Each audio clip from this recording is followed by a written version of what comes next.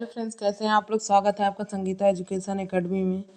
आइए आज हम लोग देखते हैं हिंदी ग्रामर का एक न्यू टॉपिक, सर्वनाम। बहुत इंपॉर्टेंट टॉपिक है दोस्तों। किसी भी एग्जाम में अगर हिंदी से रिलेटेड एग्जाम है तो उसमें संज्ञा सर्वनाम से आता ही आता क्वेश्चन है। तो हम लोग देखते हैं सर्वनाम किसे कहते हैं और उसके भेद भी पढ़ेंगे, सर्वनाम कितने प्रकार के होते हैं। तो परिभाषा पहले देख लेते हैं। सर्वनाम संज्ञा के बदले में प्रयोग होने वाले शब्द को सर्वनाम कहते हैं, या संज्ञा के स्थान पर प्रयोग होने वाले शब्द को सर्वनाम कहते हैं। अब सर्वनाम के बारे में अच्छे से जानने के लिए आप लोगों को संज्ञा जानना जरूरी है। अब सबसे पहले डिटेल में संज्ञा को जानेंगे तभी सर्वनाम को जान पाएंगे। आप लोग ये सोचेंगे कि संज्ञा क्या होता है तो सर्वनाम कहाँ प्रयोग होता है। तो मेरे चैनल पे संज्ञा का पूरा वीडियो पड़ा हुआ है, आप लोग जाके अच्छे से देख सकते हैं डिटेल में। मेरा नाम लेके सर्च कर देंगे, मेरा चैनल आ जाएगा। तो फिर देखते हैं संज्ञा के स्थान पर प्रयोग होने वाले शब्द को सर्वनाम कहते हैं। जैसे संज्ञा की परिभाषा जान लीजिए। किसी व्यक्ति, वस्तु, स्थान, भाव, गुण के नाम को संज्ञा कहते हैं। तो जैसे कि मान लीजिए राम क्या हो गया, संज्ञा हो गया। और राम के स्थान पे अगर हम लोग प्रयोग में करते हैं वह, तो यह हो गया सर्वनाम। जैसे सीता के स्थान पर यह, तो संज्ञा के स्थान पर प्रयोग होने वाले शब्द को सर्वनाम कहते हैं। जैसे यह, वह, तुम, आप आदि, मतलब संज्ञा के स्थान पर प्रयोग होने वाले शब्द को सर्वनाम कहते हैं। आई होप आप लोग को अंतर और डिफिनेशन समझ में आया होगा। आगे चलते हैं हम लोग। सर्वनाम के भेद। सर्वनाम एग्जाम में पूछता है सर्वनाम कितने प्रकार के होते हैं। तो सर्वनाम 6 प्रकार के होते हैं। 6 इसके प्रकार इस प्रकार हैं। और हाँ, किसी भी एग्जाम में ज़रूरी नहीं है कि ये पहला पुरुषवाचक सर्वनाम है, निश्चय, निश्चय, संबंध, तो ऐसे ही आएगा। इसका क्रम ऊपर नीचे हो सकता है, इसका कोई ऐसा नियम नहीं है कि इसी तरह से ये सीरियल में हो, नहीं। अलग अलग बुक में अलग अलग ऊपर, अलग अलग तरह से ऊपर नीचे होगा, तो इसमें कोई बड़ी बात नहीं है। तो देखते हैं सर्वनाम के 6 प्रकार कौन कौन से हैं। पुरुषवाचक सर्वनाम, निश्चयवाचक सर्वनाम, अनिश्चयवाचक सर्वनाम, संबंधवाचक सर्वनाम, प्रश्नवाचक सर्वनाम, निजवाचक सर्वनाम। ये सर्वनाम के 6 प्रकार हैं, जिनको हम आगे चल के पूरा डिफिनेशन सहित पढ़ रहे हैं। एक बात और, वीडियो बिना स्किप किए आप लोग अगर एक बार अच्छे से देख लेते हैं तो दोबारा आप लोग को सर्वनाम नहीं देखना पड़ेगा। इसको साथ ही साथ समझते चलते हैं परिभाषा के साथ। तो आइए आगे देखते हैं। पहला है पुरुषवाचक सर्वनाम। अब पुरुषवाचक सर्वनाम क्या होता है? जो सर्वनाम पुरुष या स्त्री के नाम के बदले आता है उसे पुरुषवाचक सर्वनाम कहते हैं। जैसे जो सर्वनाम पुरुष या स्त्री के नाम के बदले आता है उसे पुरुषवाचक सर्वनाम कहते हैं। जैसे मान लो मेरा नाम संगीता है, तो कोई संगीता कह के तो संज्ञा हो गया।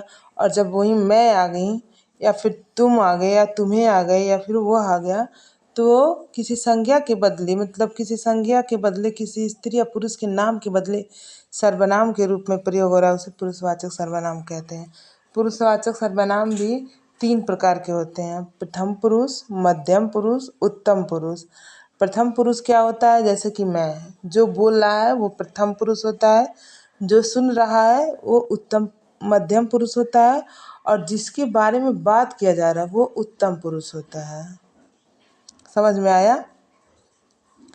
जिसको इंग्लिश में बोलते हैं first person, second person, third person. तो देखिए, पुरुषवाचक सर्वनाम कितने प्रकार के होते हैं? 3 प्रकार के होते हैं। प्रथम पुरुष, मध्यम पुरुष, उत्तम पुरुष। प्रथम पुरुष किसे कहते हैं? जैसे कि जो बोलता है, जैसे कि मैं, हम आप लोगों को पढ़ा रहे हैं यानी हम प्रथम पुरुष हो गए। आप लोग हमसे पढ़ रहे हो यानी आप लोग मध्यम पुरुष हो गए। और ये पढ़ के अगर किसी और को बताते हो तो वो तीसरा पर्सन, थर्ड पर्सन यानी उत्तम पुरुष हो गया। आई होप आप लोग को ये समझ में आया होगा। फिर आगे चलते हैं। दूसरा है निश्चयवाचक सर्वनाम। देखिए नाम से ही पता चल जा रहा है निश्चय मतलब निश्चितता। जिस सर्वनाम में निश्चितता का बोध होता है उसे निश्चयवाचक सर्वनाम कहते हैं। जैसे कि देखिए जिस सर्वनाम से किसी निश्चित वस्तु का बोध होता है उसे निश्चयवाचक सर्वनाम कहते हैं। जैसे यह, अब कोई चीज़ आपके आंखों के सामने पड़ा हुआ है तो आप उसको निश्चितता से ही ना बोलोगे कि यह कलम, यह किताब, यह मेज, यह कुर्सी। आप लोग बिल्कुल श्योर होके बोल रहे हो वह। जैसे कि मान लीजिए कोई सामने आपके खड़ा है, वह तो वह कलम, वो लड़की, वो लड़का, मतलब आप अपनी आंखों से देख के उसको डायरेक्ट मार्क कर रहे हो, यानी वो निश्चितता का बोध कर रहा है, तो उसे निश्चयवाचक सर्वनाम कहते हैं। आगे चलते हैं हम लोग। अनिश्चयवाचक सर्वनाम। अनिश्चयवाचक सर्वनाम देखिए निश्चयवाचक सर्वनाम के बिल्कुल अपोजिट है। जैसे कि उसमें निश्चितता का बोध होता है, इसमें अनिश्चितता का बोध होता है। जिस सर्वनाम से किसी अनिश्चित वस्तु का बोध होता है उसे अनिश्चयवाचक सर्वनाम कहते हैं। जैसे कुछ, मतलब कुछ, उसमें क्लियर नहीं है कि हाँ 1 किलो, 2 किलो, 3 किलो, इस आधा किलो, ऐसा नहीं है। कुछ है, कुछ मतलब कुछ अनिश्चितता का बोध हो रहा है।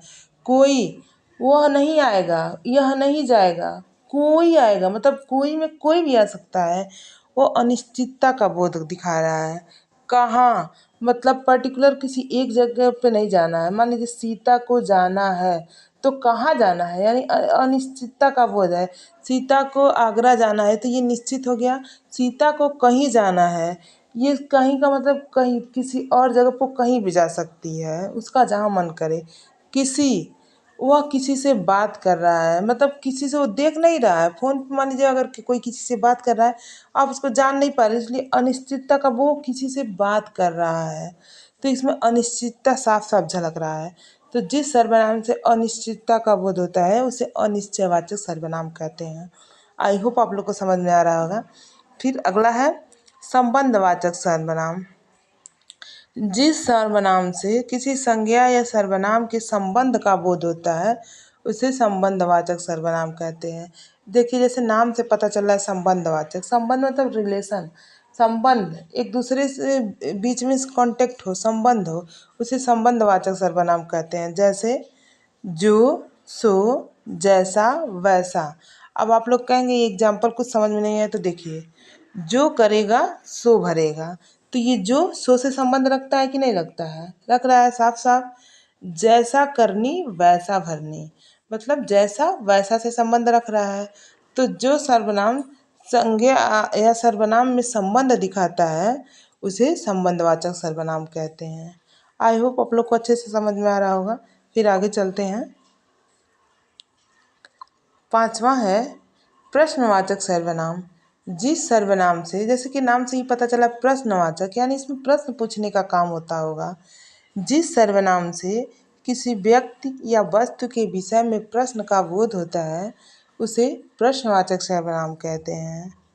मतलब जिस सर्वनाम से किसी व्यक्ति या वस्तु के विषय में प्रश्न पूछने का बोध होता है उसे प्रश्नवाचक सर्वनाम कहते हैं। जैसे कौन, कौन गया, किसे, किसे जाना है, किसे खाना है, किसे पीना है, मतलब प्रश्न लगा के हम उससे बात कर रहे हैं। कहाँ, कहाँ जाना है, कहाँ गए थे, क्या, क्या लोगे, कब आओगे, मतलब हम प्रश्नवाचक चिन्ह का प्रयोग करके उससे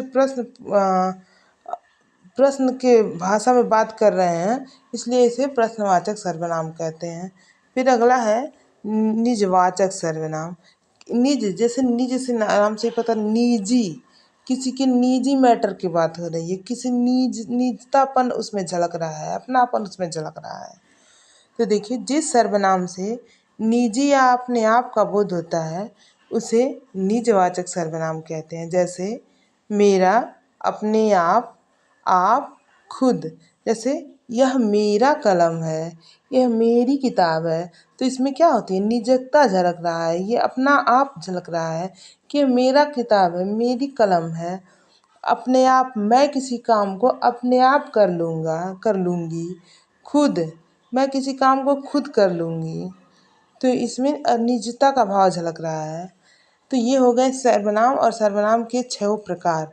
आई होप आप लोग को अच्छे से वीडियो समझ में आया होगा। और अगर आप लोग एक बार अच्छे से समझ लेते हो तो इससे सरल भाषा में आप लोग को कहीं नहीं मिलेगा। तो अगर वीडियो अच्छा लगे तो लाइक कर दीजिएगा, चैनल को सब्सक्राइब कर लीजिएगा और शेयर करना मत भूलिएगा। Thank you for watching.